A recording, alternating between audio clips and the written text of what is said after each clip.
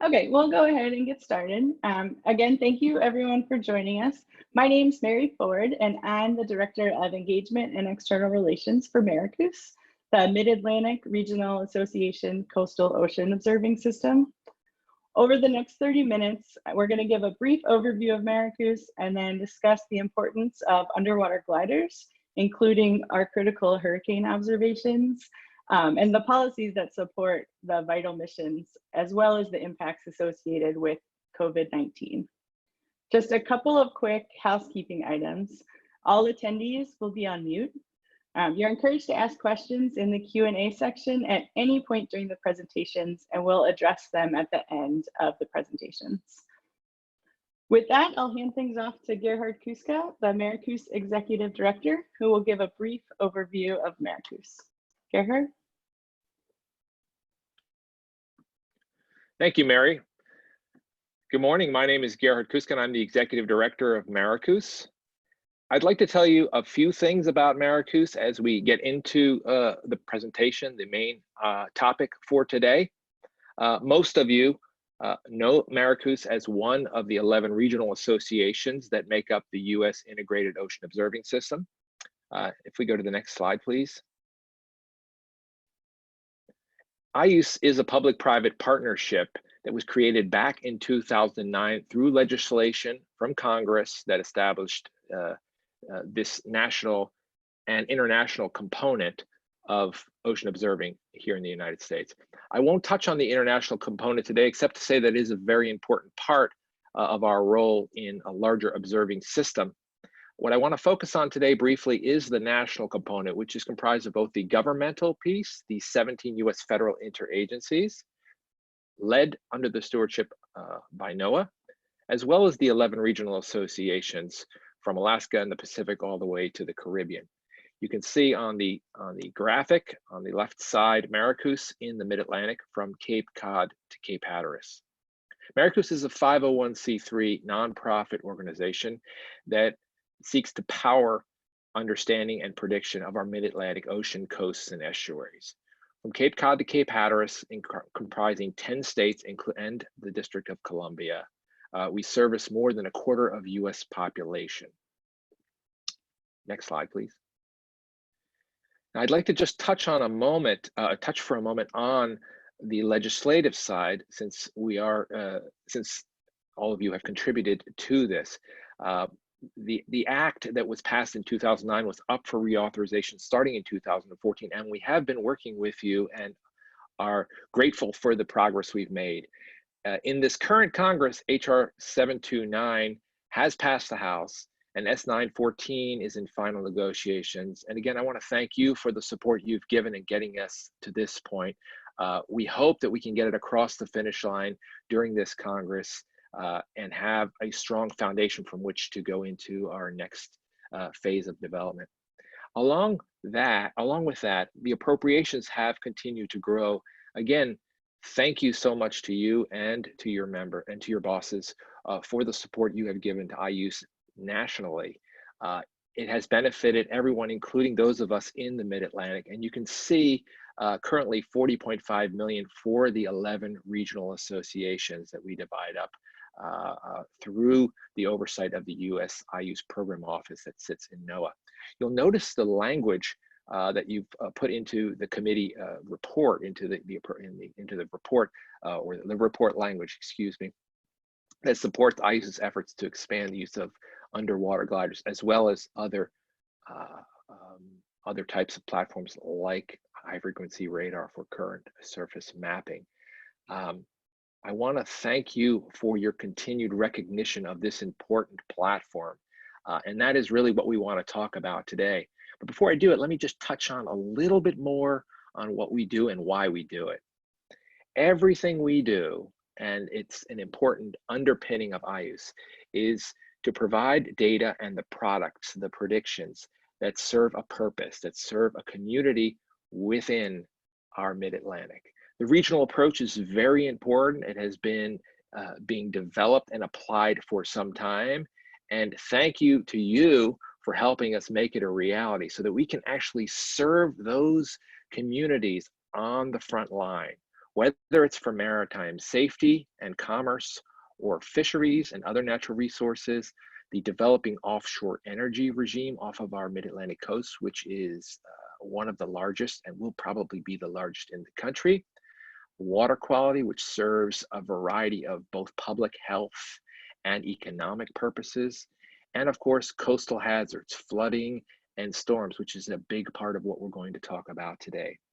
All of these thematic areas are served by a variety of platforms. I mentioned high frequency radar, and we're going to talk about colliders. There are others as well, but keep in mind that everything we do is focused on a specific purpose.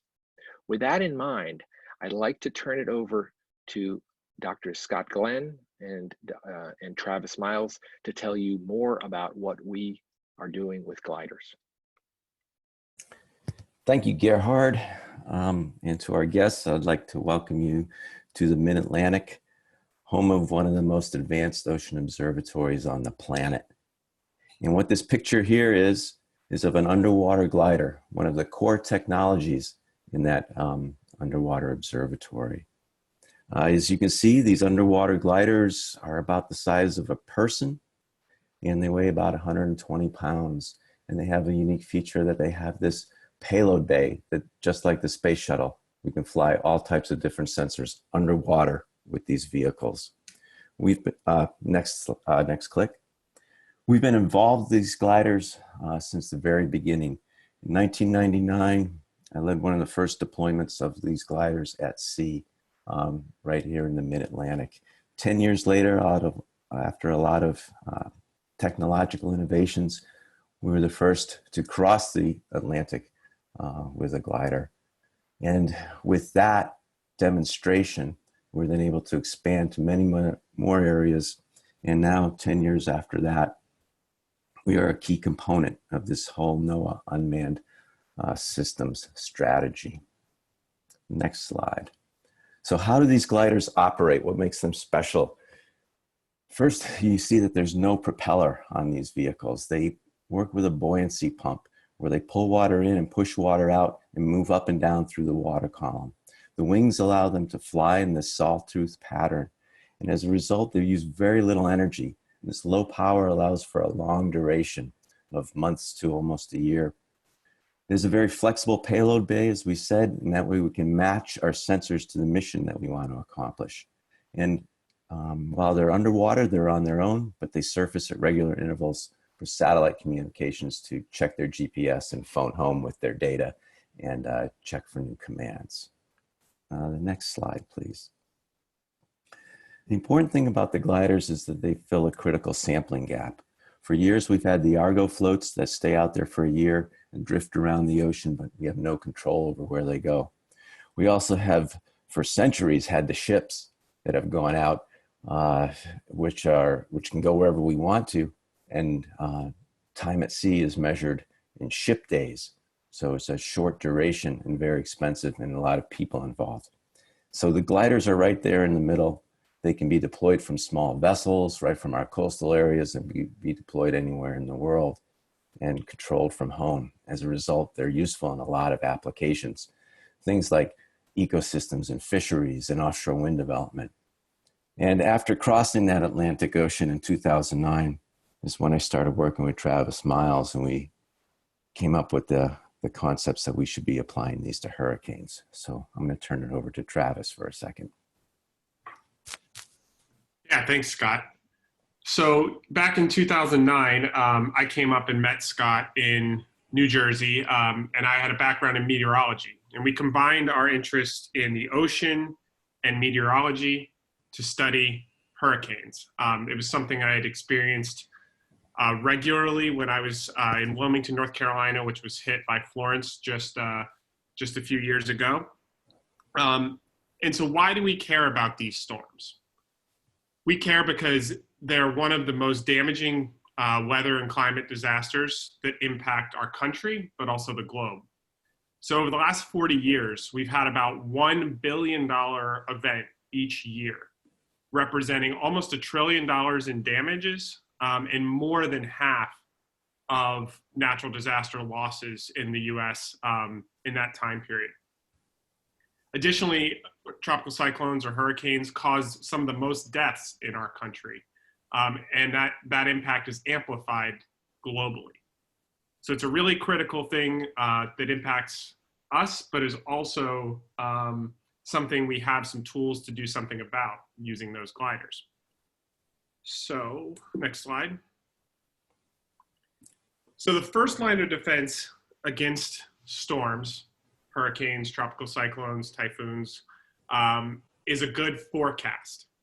So here's two plots. These are from the National Hurricane Center.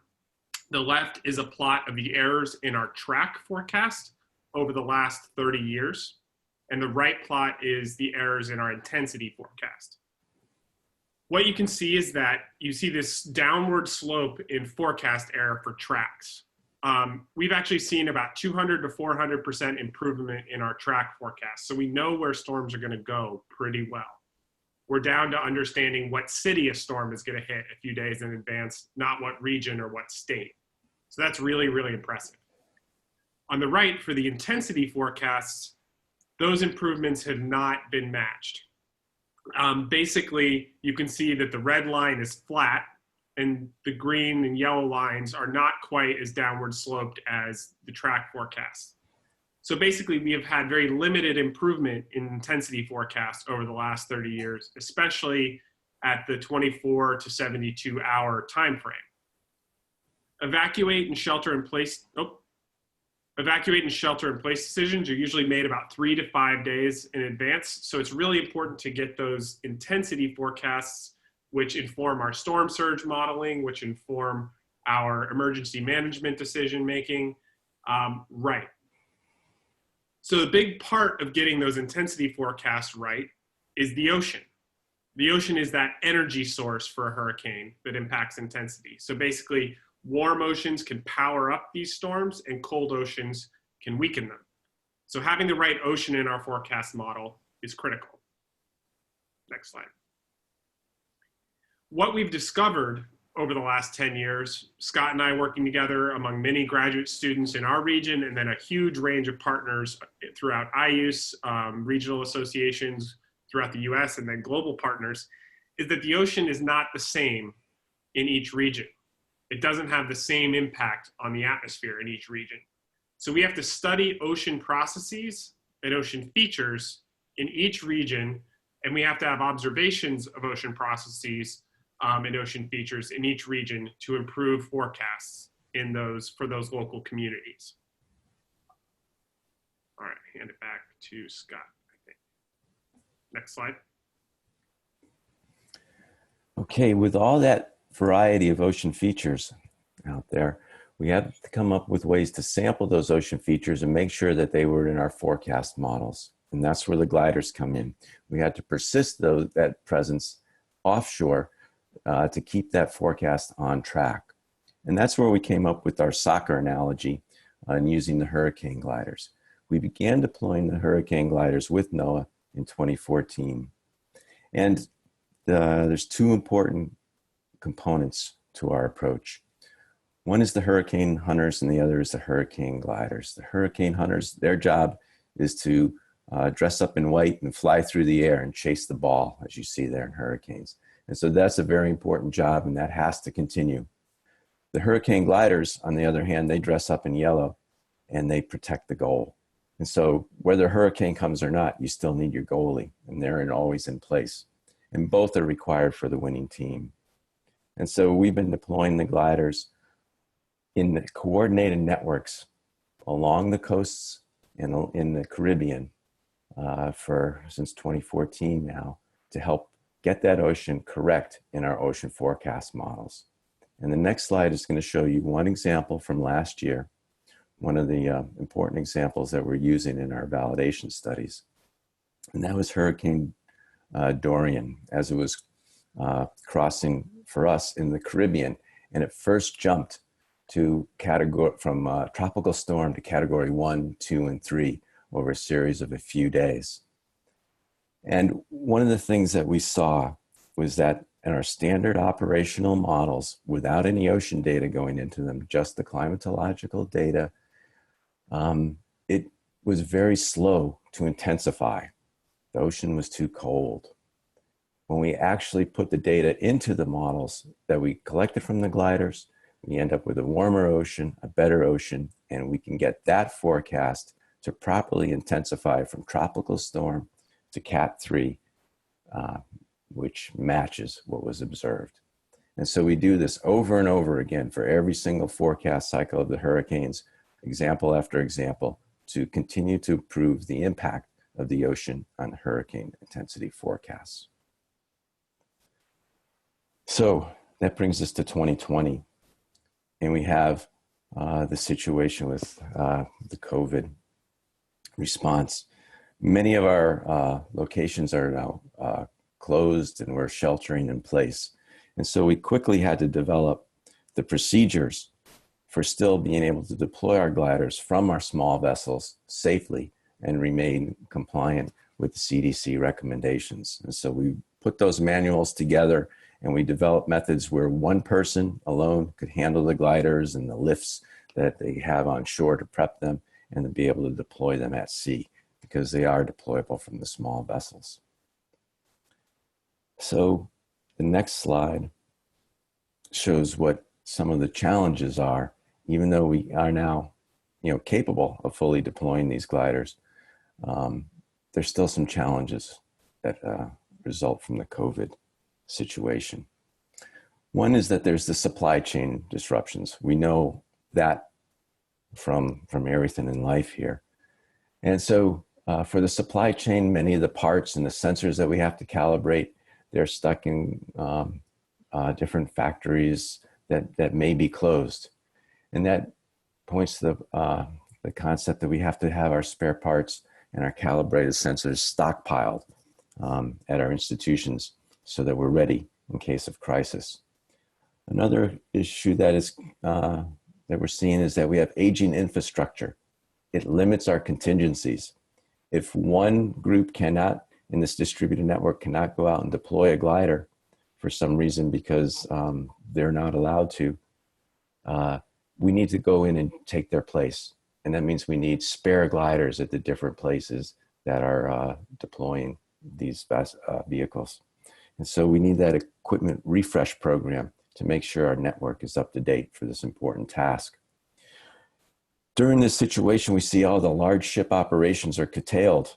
It's not very safe to be on a big ship right now doing some of these activities. And so we want to be able to do that from small ships at our large regional network. And so we have this greater reliance on the small vessels that we are using, as we've illustrated through this talk. And so the last thing we want to make sure we promote is this resilient hurricane response. And to be resilient like that, it's a distributed network that runs across all of our states to help deploy the gliders and maintain our glider deployments during the hurricane season. Thank you very much for this time. Questions?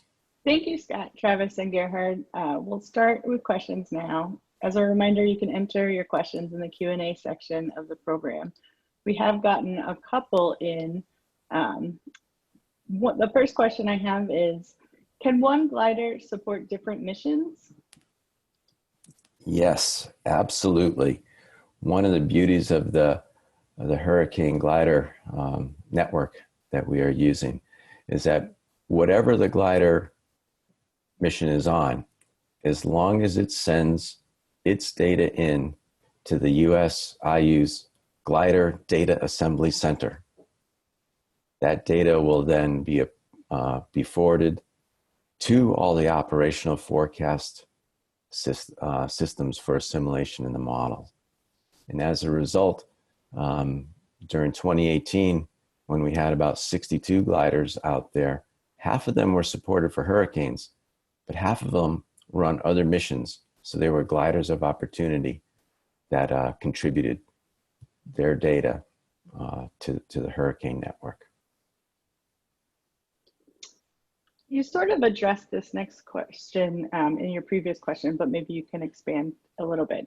Where does this glider data go after it's collected? And do you know who in the federal government uses this data? Yes, that is very well tracked.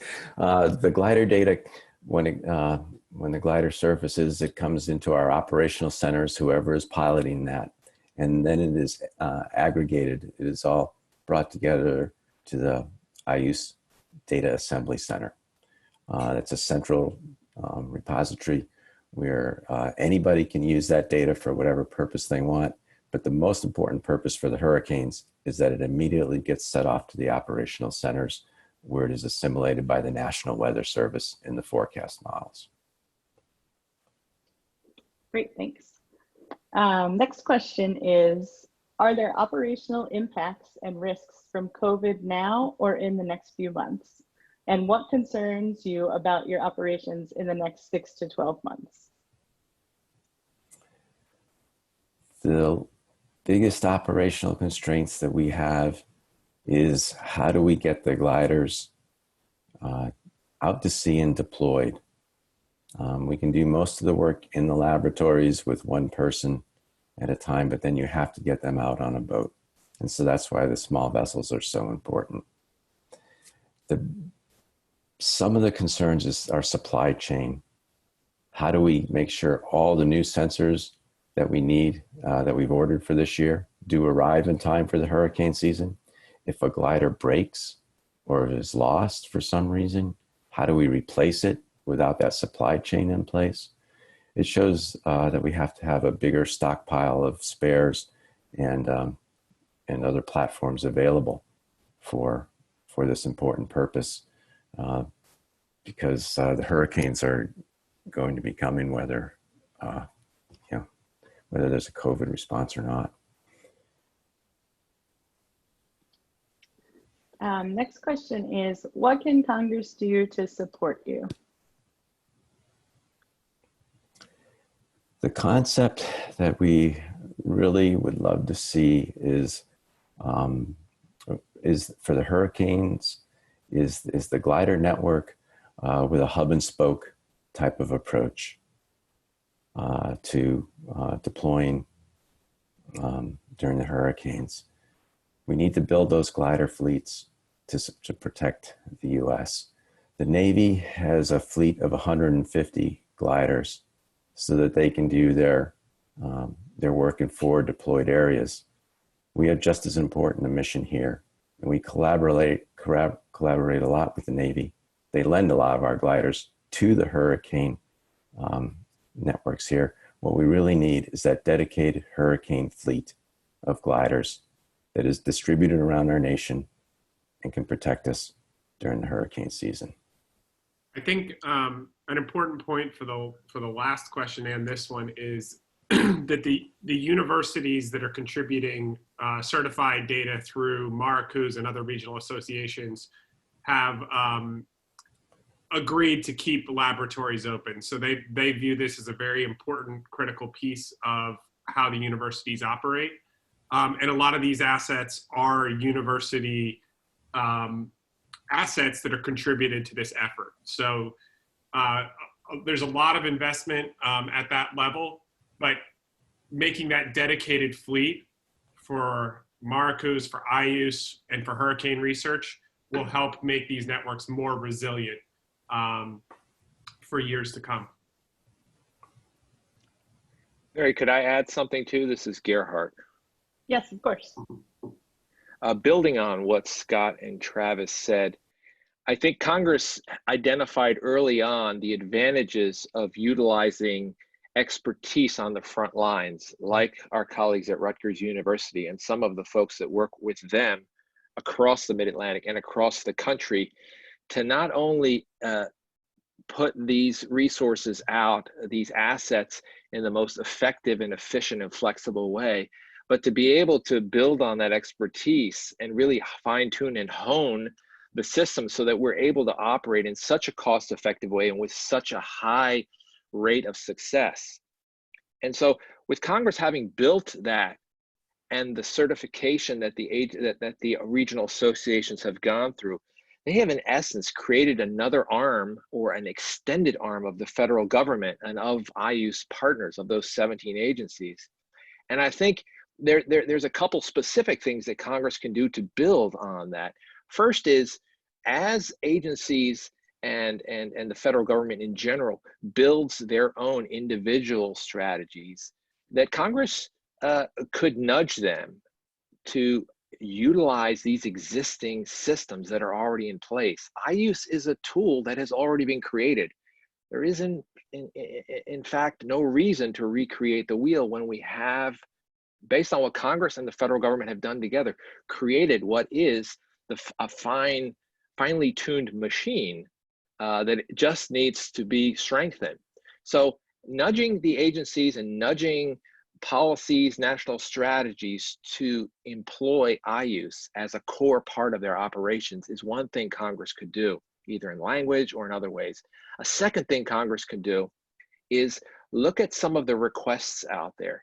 There is a request going, and we don't need to get into detail right now, but put together by all the regional associations under the auspices of the IUCE Association to build out this network along the lines of what Scott and Travis said, to give us the operational capacity to run these missions on behalf of all the federal partners, so that it's not one agency running it, it's one entity on the front line running it for everybody, so that we have access to these data. They're in standard formats. They've already been certified as meeting federal guidelines. So there's requests out there, and we'd be happy to work with or talk with you as you work up additional legislation to address some of the gaps. But we have opportunities to address some of these shortcomings, not just for COVID, but for additional challenges and disasters that might, hopefully not, but hope that could come our way in the future, so that we're prepared, so that we don't miss a step,